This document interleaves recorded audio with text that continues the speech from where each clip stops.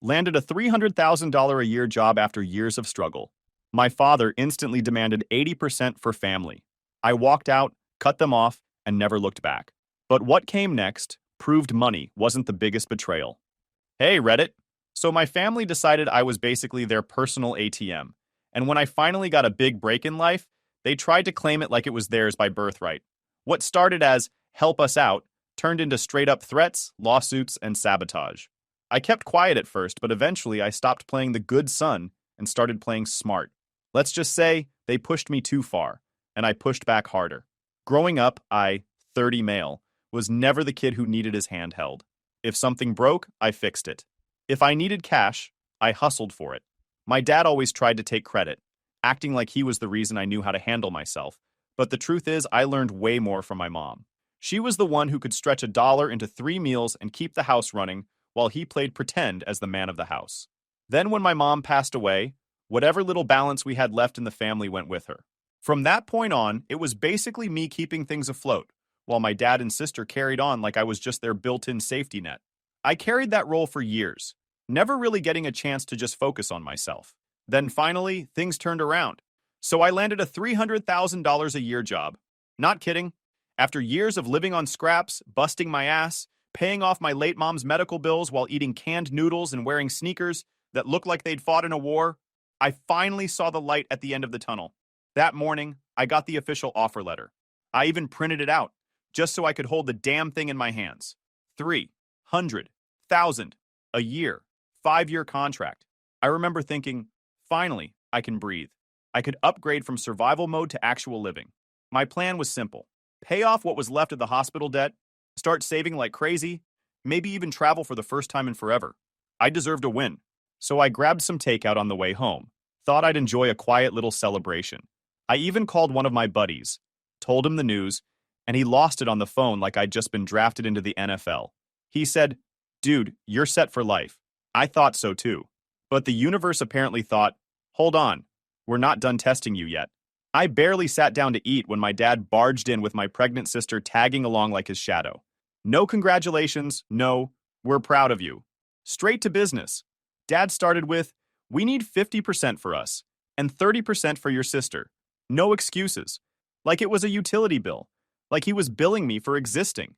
I laughed, full-on laughed in his face because I thought it was a joke. Who demands 80% of their son's salary the same day he gets hired? But nope, he was dead serious.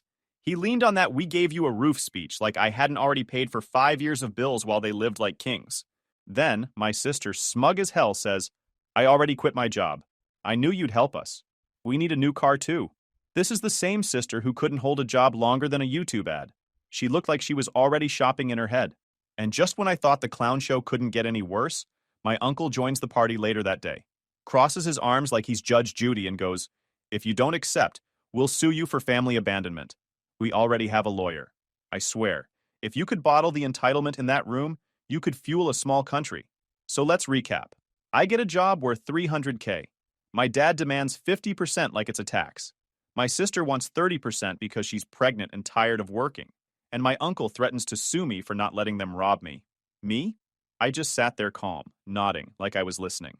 Inside, I was done. That was the exact second they stopped being family and became just parasites with my last name. I stood up, looked at all of them, and said, "Thanks for confirming what I already knew."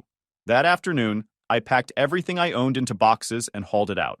Didn't give them a warning, didn't say goodbye. I even shut off autopay on everything, electricity, water, groceries, and stopped autopaying the property taxes from my account. All in my name, all gone with one click. By the evening, I was gone. New apartment, new life. And let me tell you, those first few days felt like stepping out of prison. No more bills in my name, no more late-night calls about, "We need help with this or that."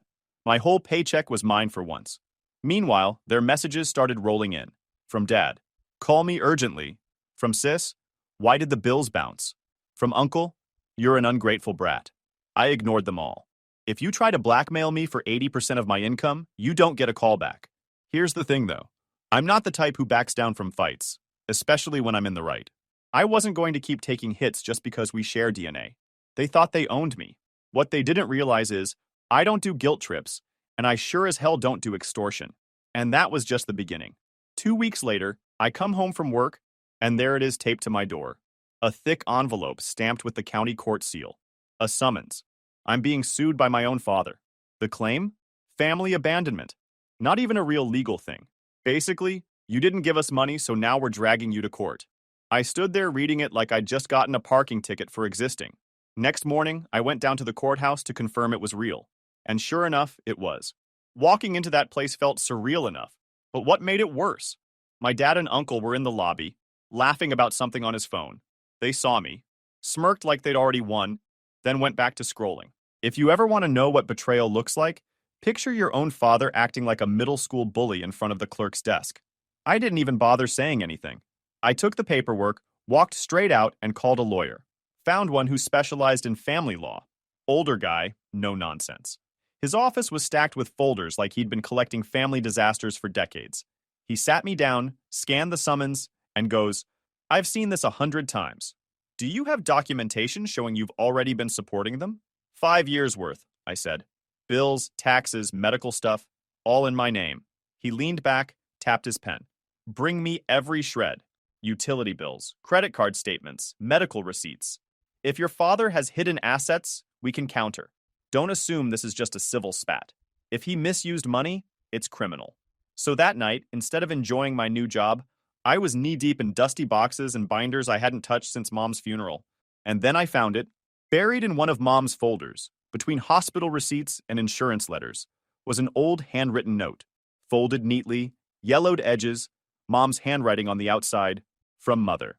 I opened it carefully. Inside was a short letter from my grandmother, my mom's mom. My dearest daughter, with this trust fund I want to secure your future and that of my grandson, especially in times of illness or medical need. Trust fund. I froze. What trust fund? The letter had a name of a law firm stamped faintly at the bottom. I grabbed my phone, Googled it, and sure enough, it still existed.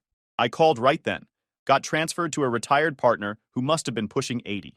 He picked up with a tired voice, but the second I mentioned my grandmother's name, he perked up. "Oh yes, I remember that," he said. $250,000 in a trust fund for medical expenses. Your father was the trustee. My throat went dry. And it was used for her treatment? A pause. Then, the old man cleared his throat. No, he dissolved the trust 3 days after your mother's funeral. He said there was no longer a medical need. The trust was written to prioritize medical needs, but also named me as the remainder beneficiary after Mom. As trustee, Dad wasn't allowed to just dissolve it, but he did anyway. I swear the phone almost slipped from my hand. My mom had died while I was selling off possessions to pay her medical bills, pulling overtime shifts. And the whole time my dad was sitting on $250,000 meant for her care. I sat there staring at that letter, hands shaking, thinking about every sacrifice I'd made. 5 years of grinding myself into the ground for nothing. They didn't just extort me, they let me suffer while they lived comfortably off my exhaustion. The next morning, I dropped the letter and copies of everything else on my lawyer's desk. He scanned it, looked up at me with that rare flicker of excitement. This isn't just about filial abandonment anymore. This is fraud. Embezzlement of trust funds. Your father is in serious trouble. I walked out of that office with a whole new kind of energy. They wanted to sue me for not being their ATM? Fine. But now I had evidence that could put my dad in handcuffs. And that was the day the fight stopped being about guilt or family obligation. It turned into something else. Justice. My lawyer didn't waste a second. Within 48 hours, he filed a countersuit that probably made my dad choke on his morning coffee. Fraud. Embezzlement of trust funds. Misuse of inheritance. He said, "This isn't family drama. This is criminal. If it lands on the wrong desk, this could turn into criminal charges and maybe even attract the state attorney general's attention." For the first time in forever, I wasn't cornered. I wasn't defending myself. I was striking back. Of course, my sister wasn't about to take that sitting down. The following Monday, I walk into the office, thinking about normal stuff like client deadlines, and boom, my boss waves me into his office. He shuts the door and slides a paper across the desk. "We got a very specific complaint about you," he said. Anonymous. Someone claimed I had secretly worked for a family company and was now stealing their designs at my new job. They even listed project names. I didn't need a detective to know who was behind it. "These designs," my boss asked, "did you create them for that company?" "No," I said, keeping my voice steady. "I made them years ago as a freelancer. They're mine. I've got contracts, invoices, timestamps, everything. That's all HR needed to hear to launch a full-blown investigation. And when HR investigates, they don't play around. For the next 2 weeks, they tore my work history apart like they were the FBI. They wanted contracts, old email chains, PayPal receipts. They demanded access to my old cloud drives. They even asked me to boot up ancient laptops I hadn't touched since college to verify file creation dates. One of the HR reps, a guy named Carl, sat me down 3 separate times and asked the same questions in slightly different ways, like he was trying to catch me slipping. Meanwhile, the atmosphere at work shifted. Coworkers who used to joke with me at lunch got quiet. Some gave me polite nods, others avoided me entirely. One guy from my team leaned against my cubicle and said, "Hey man, did you really run your dad's shop?" The rumor mill was already spinning, and I could feel it. The worst part was the paranoia. What if my family had gone further? What if they forged paperwork or registered a fake company in my name? They'd already crossed so many lines, I couldn't rule out anything. I'd lie in bed staring at the ceiling, running through scenarios like I was prepping for trial. 2 weeks of this. 2 weeks of walking into the office with coworkers whispering behind their screens. 2 weeks of making small talk in meetings while wondering if half the people at the table thought I was a thief. And then it flipped. My director called me in. This time, his face was unreadable. He closed the door, leaned on the desk, and said, "We contacted the person who made the complaint. When we asked for employment contracts, she hung up. Then she called back with a different voice, pretending to be a witness. Same phone number. I couldn't help it. I smirked. My sister had tried to frame me with the same number she used to text her nail salon. The director slid a folder across. We also verified your projects. Copyrights are in your name, predating any so-called company. Investigation closed. I finally let out the breath I'd been holding for 2 weeks. My job was safe. My reputation was intact. And my sister? She'd played herself. But then my director added something I didn't expect. Ironically, those projects were part of the reason we hired you in the first place. They showed initiative and originality. We'd like to discuss a raise. Think about that for a second. My sister tried to nuke my career, and instead she accidentally earned me a bigger paycheck. When I walked out of that office, my coworkers tried to act casual, like they hadn't been side-eyeing me for 2 weeks. I didn't explain a thing. Let them wonder. The truth was, I'd just survived a professional hit job from my own family and walked out stronger. Still, the whole ordeal left a bitter taste. They had already sued me for not handing over my paycheck. They'd stolen from my dying mom. And now my sister had tried to ruin my career. She wasn't just acting out of greed anymore. This was desperation. And desperate people don't stop at one move. That night, I sat in my apartment with all the evidence piled on my table. The letter from my grandmother sat right on top, the one that proved my father had robbed Mom's trust fund. I stared at it and realized something important. This wasn't over. If they were already willing to come after my job, they'd try something else. I didn't know what it was yet, but I knew I had to be ready. Turns out, I didn't have to wait long. The answer was sitting in public records, plain as day. Late one night, after finishing another round of organizing evidence for my lawyer, I decided to keep digging into my father's financials. Property records, liens, mortgages, all the boring but telling stuff. That's when I saw it. The house. My mom's house. The one she'd bought outright with her inheritance years ago, specifically so no bank could ever touch it. She wanted it to stay in the family debt-free, a safe place no matter what happened. My father had mortgaged it 15 months earlier. Not a small, reasonable loan either. No, he'd signed up for one of those express loans with interest rates so brutal they might as well have been legalized robbery. The outstanding balance was huge. The account was flagged as delinquent. He wasn't paying. I sat there staring at the screen, jaw tight. All those speeches about family duty and you owe us suddenly made sense. His demand for 80% of my salary wasn't about supporting the family. It was about plugging the hole he drilled into the very house my mom had fought to keep safe. He wasn't trying to preserve her memory. He was gambling with it. The next morning, like clockwork, the guilt trip messages started. First from my father. Think about your mother's garden. She planted those roses with her own hands. They'll die if we lose the house. Attached was a blurry photo of the backyard. The flower beds overgrown. He must have gone outside just to take it. An hour later, another one. This is where your mother wanted to spend her last days. You're letting it be destroyed. My sister chimed in too, sending me a picture of the front porch. Mom loved sitting here with tea. You're really going to let them take it? I didn't respond to either of them. They weren't appealing to my heart. They were trying to weaponize it. Big difference. That night, I couldn't shake it. So I got in my car and drove past the old place. Parked a block away, killed the engine, and just watched. Lights were on in the living room. Shadows moved across the curtains. For a second, the memories came flooding back. My mom sitting on that same couch, laughing at old TV reruns, the smell of her cooking drifting through the open windows. But then the fury hit. Because behind those curtains now weren't family moments. They were the people who had stolen her trust fund, drained me dry for years, and now wanted me to rescue the house they'd destroyed. I left before I did something stupid. Quick pause, fellas. YouTube just dropped this new hype feature. If you're hooked on this story, smash that hype button.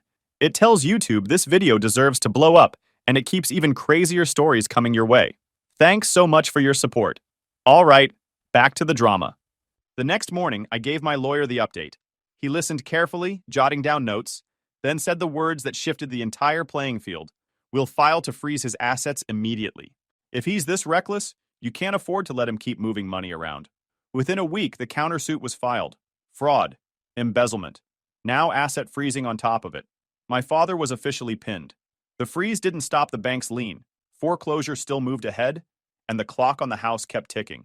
But the real hammer came in the form of a restraining order. The judge granted it after reviewing the harassment messages, the constant threats, and the blatant manipulation attempts. Suddenly, my father and sister couldn't legally contact me anymore. No calls, no texts, no fake anonymous tips to my workplace. The silence was the loudest thing I'd ever heard. They went quiet for a while, then started violating it with late-night calls and voicemails. I saved everything for the judge. For the first time in my adult life, I realized I wasn't the one scrambling. They were. Every move they made from now on would backfire. Every desperate stunt would turn into evidence. For years, I'd been the guy patching holes in a sinking ship. Now, I was the one holding the plug, deciding whether the ship floated or sank. And trust me, I had no intention of keeping it afloat. That night, I sat in my apartment with the stack of legal documents spread across the table. On top was the restraining order, signed and stamped. It hit me then. The balance of power had completely shifted. My father wasn't the man calling the shots anymore. My sister wasn't the spoiled princess cashing checks she hadn't earned. I was the one in control. Not because I wanted revenge, not even because of the money, but because for the first time since my mom passed, I had proof that I wasn't crazy, I wasn't overreacting, and I wasn't the villain they tried to paint me as. They had tried to make me feel like a bad son for not handing over my paycheck. Now, the law said otherwise. And sitting there, with their house on the edge of foreclosure, their assets frozen, and their threats legally silenced, I realized something important. This wasn't about me proving myself to them anymore. This was about me deciding exactly how much they were going to lose. And apparently, they weren't planning to go down quietly. The first strike came on a Monday morning. I had a big meeting with a client worth millions to the company, the kind of deal that could set me up for a promotion down the line. I walked into the parking garage in my suit, portfolio under my arm, ready to crush the day. Instead, I found my car carved up like a scratched CD. Deep gouges ran across the hood, the word traitor etched in jagged letters. Both side doors had "You'll pay" scraped so hard into the paint that the metal showed through. To top it off, my front tire was slashed clean through. No cameras in that section, no witnesses. But come on, I knew exactly who did it. My heart sank, not because of the car, but because I was supposed to be across town in 40 minutes. Instead, I was on the phone with a tow truck driver who couldn't get there for 2 hours. Insurance paperwork, photos for evidence, explaining it to security. The clock kept ticking.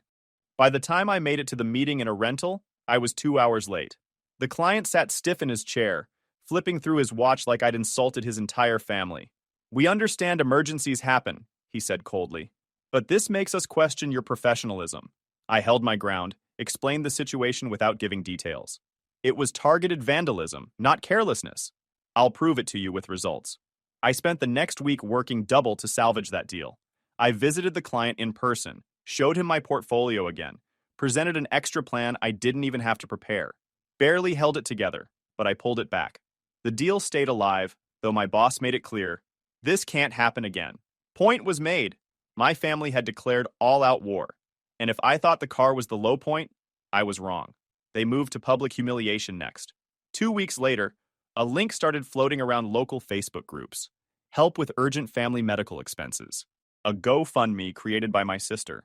The description was pure fiction. Some sob story about a loyal father and pregnant daughter abandoned by their selfish, heartless son.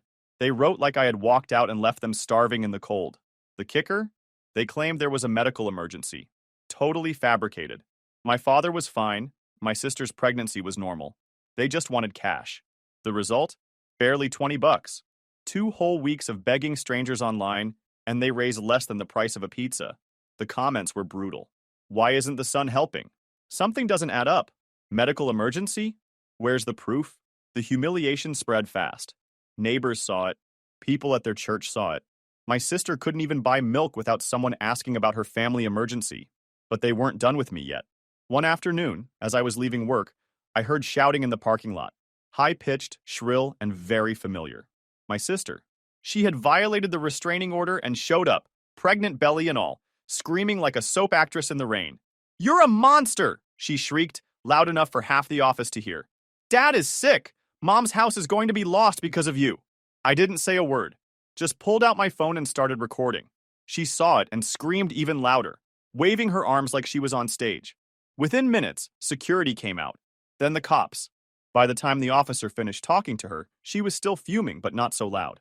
He pulled me aside and said, "If she comes near you again, it's an automatic arrest." He told me he could have cuffed her right there, but since she was visibly pregnant and nonviolent, he documented it as a violation and gave her one final warning. Meanwhile, I kept an eye on their finances through public records. It was like watching a slow-motion collapse. The shop equipment started disappearing one by one. First, the $8,000 laser cutter. Then, the industrial welder. All sold at pawn shop prices. Their cars got repossessed too. I knew because a nosy neighbor posted pictures on the local Facebook group. Does anyone know why the Murphy cars were towed? The comments section roasted them alive. Still, desperation makes people creative. And my sister? She went nuclear. It was a Thursday night when my phone buzzed nonstop. Dozens of missed calls from my girlfriend, Anna. When I finally picked up, she was screaming through the line.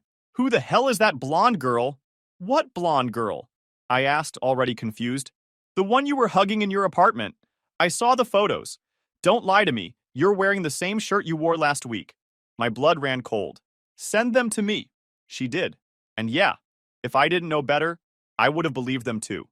Photos of me in my own apartment, hugging a woman I'd never seen in my life. My face, my clothes, my furniture. Everything looked real. Except I knew it wasn't. The photos were AI edited. Professionally done. My sister must have either paid someone or gotten help, because these weren't sloppy Photoshop jobs. These were the kind of images that could ruin someone's life. "Anna, listen," I said, trying to stay calm. "Those are fake. Someone's trying to sabotage us." "Yeah, right," she snapped. That's the classic excuse. She hung up, then blocked me. 6 months of building a relationship. Gone in an instant. The anonymous message that came with the photos was the final clue. "Thought you should know what kind of man your boyfriend really is." A concerned friend. Yeah, concerned my ass. It was my sister. No one else would go that far. I sat there in silence, phone in my hand, staring at those images. They had already taken my money, my house, my peace, and now they came for my happiness too. And here's the thing. It worked. For a minute, it worked. They got to me. But instead of breaking me, it lit something in me I didn't even know was there. Because now it wasn't just about money or justice anymore. It was personal. They wanted war? Fine. They were about to learn what happens when you corner the wrong man. It didn't take long for their army to fall apart. My aunt tried to slide in as the peacekeeper. She called me one evening with that fake calm tone she always used when she thought she was the adult in the room. "I understand both sides," she started, like some knockoff therapist. "Family is the most important thing. Surely we can reach an agreement." I cut her off. "Did Dad tell you he demanded 80% of my salary?" Silence. "Did he also tell you he stole $250,000 from Mom's trust fund? Money that could have given her better treatment?" More silence. She stuttered once, then hung up. That was the last time she ever called. Guess she realized there's no mediating theft when the evidence is in black and white. Then came the official notice. My lawyer forwarded it with a simple subject line. "Foreclosure confirmed. Auction scheduled. January 15th. I read it once, twice. Then I smiled. Because by then, I'd already formed Legacy Restored LLC. The name wasn't an accident. I wasn't just buying property. I was reclaiming what should have never been touched. My raise plus a bank loan gave me the firepower. I transferred $200,000 into the business account like it was nothing. For the first time in years, I had the ammo and the trigger. The weeks leading up to the auction were like watching a slow-motion implosion. Their cars disappeared overnight, repossessed. A neighbor posted pictures of the tow trucks on Facebook. Does anyone know why the Murphy cars got hauled? The comment section turned into a roast. Their shop equipment vanished piece by piece, sold off for pennies. First the expensive welder, then the laser cutter. By December, the place looked like a gutted shell. My sister tried one last sympathy stunt. She showed up at my building at 11 p.m., crying in the rain, clutching her stomach like a bad actress. The doorman called me. There's a lady here who says she's your sister. She's very upset. I don't have a sister, I told him. Escort her out.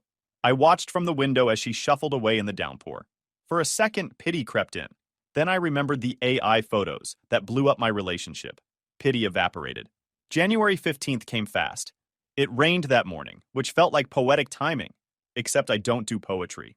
I parked a block away and watched them from inside my car. My father and sister stood outside the courthouse, drenched, looking like people attending their own funeral. The auction itself was quick. A handful of bidders, some curious investors, a couple of old guys chasing cheap property. I sat in the back under the name Legacy Restored LLC. Nobody knew it was me. When the final round hit, I raised my number. $215,000. That was it. Everyone else backed off. The gavel slammed. Sold. I leaned back, calm as stone, while my lawyer squeezed my shoulder with a grin. The deed recorded the next morning, and as soon as it posted, my attorney filed the 30-day notice to vacate. Across the room, my father's face collapsed like a building in slow motion. My sister whispered something to him, but he just stared at the floor. On the way out, my phone buzzed. Lawyer again. The house is officially yours. Proceed. One word. That's all it took to wipe out years of sacrifice, lies, and manipulation. But I wasn't done. Because when I stepped outside, they were waiting. My father rushed forward, eyes bloodshot. Where are you going? That's my house. I stopped, pulled out the shiny new key, and let the click echo as I turned it in my hand. Neighbors who had gathered for the spectacle leaned closer, whispers spreading. I am Legacy Restored LLC, I announced loud enough for the whole crowd to hear. When you demanded 80% of my salary, I decided to reclaim the past instead. My sister tried to jump in with some sob story about injustice. I cut her off with the precision of a knife. You want to talk injustice? Let's talk about the $250,000 trust fund your father stole from his dying wife. Gasps all around. Old neighbors froze. My sister's in-laws, who had come out of obligation, stepped back like they'd touched a live wire. Mom died poor, thinking there wasn't money for her treatment. Meanwhile, he sat on $250,000. And then they forced me to pay for 5 years of bills that should have been theirs. My sister's husband literally put his hands on his head like he was watching his life collapse. Her in-laws walked away without a word. The uncles who had been neutral slipped into their cars and drove off. Even Mr. Martinez, the neighbor who'd known my mom for decades, teared up. He turned to my dad and spat, "How could you? Carmen was like a sister to me." I dropped an envelope at my father's feet. Inside were receipts showing I'd paid off every one of my mom's lingering medical debts. I'd even donated $50,000 to the local hospital, creating the Carmen Hernandez Oncology Scholarship. See, Dad? I said, looking him dead in the eyes. I honored her legacy. You destroyed it. The rain kept falling, but the silence was heavier than water. By the time I walked away, their reputations were finished. No home, no shop, no cars, no respect, nothing. They'd been stripped bare in front of their neighbors, their in-laws, and themselves. Me? I walked out not just with a deed, but with proof I was the one in control now. The eviction notice hit their mailbox 3 days later. 30 days. That was all they had left. My phone lit up nonstop that week. Calls, texts, even voicemails where my sister pretended she was crying so hard she couldn't speak. My dad left one saying, "We're family, son. Don't throw away blood." Another where he snapped, "You'll regret this when you're alone." I didn't answer a single one. My lawyer told me to keep everything. So I let the voicemails pile up, screenshotted the texts, and filed them neatly in a folder called Evidence Harassment. Every morning I woke up, checked the calendar, and smiled. Another day closer to them packing boxes. Eviction day showed up like any other. Cloudy, steady rain, just cold enough to sting. I pulled into the street and immediately saw the moving truck out front. Beat up, dented, half the lettering peeled off. 2 deputies leaned against their car, watching the process. The law was here to make sure things stayed civil, which meant for once I didn't have to be the bad guy. I parked down the block, got out, and walked slow. Nothing flashy, just black slacks, clean jacket, umbrella in hand. I wasn't there to gloat. I was there to make sure the order got carried out. My dad was on the porch, soaked through, trying to argue with the deputies. His hands were flailing, his voice cracking. The deputies didn't even bother responding. They just pointed at the paperwork and told him to hurry it up. My sister came out next, balancing a trash bag of clothes, face red from crying or yelling or both. Her husband trailed behind her carrying boxes, not making eye contact with anyone. The poor guy looked like he'd aged 5 years in 1 month. Neighbors had gathered, sure. Not the whole block, but enough people to make it awkward. Mrs. Lopez stood under her umbrella, whispering to the lady next to her. A few people just stood in their driveways, pretending to check the mail in the rain. Everyone knew what was happening. I stopped at the edge of the yard. Didn't yell, didn't give a speech. Just stood there, umbrella steady, watching. My dad noticed me first. He froze mid-sentence, then pointed at me like I was the problem. "You did this!" he shouted, voice hoarse. "This is your mother's house. She'd be ashamed of you." One of the deputies turned his head and said flatly, "Sir, keep moving your things." My sister spotted me too. "You're throwing us on the street," she said, holding her stomach like she was performing for the crowd. "I'm pregnant. What kind of brother does this?"